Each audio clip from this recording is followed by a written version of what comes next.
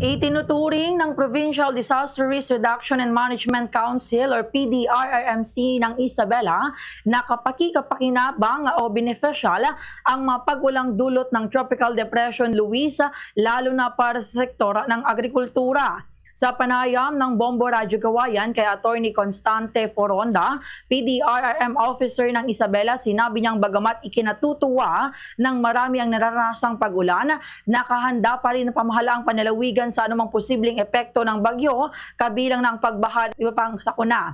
Ayon kay Foronda, dahil nakataas ng Tropical Cyclone Wind Signal number 1 sa Isabela, otomatiko na ring umiiral ang liquor ban sa lalawigan. Ipinagbabawal na rin ang paglalayag sa mga karagatan kasunod ng gale warning na inilabas ng Pag-asa upang matiyak ang kaligtasan ng mga mangingisda at iba pang nasa dagat. Dagdag pa niya, sanay na ang lalawigan sa pagharap sa mga kalamidad, kaya malinaw na sa mga kinakaukulang ahensya ang kanilang mga tungkulin, kabilang ng pagpapatupad ng preemptive evacuation at agarang pagtugon sa pangangailangan ng mga apektadong residente kung kinakailangan. Ganito ang bahagi ng pahayag ni Attorney Constante Foronda.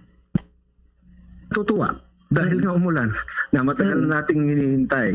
Although, handa rin lahat just in case na lumakas itong si Luis at mag-post ng in the off chance na magkaroon ng pagbaha. Automatic yan, basta merong tropical cyclone wind signal, meron ng liquor ban.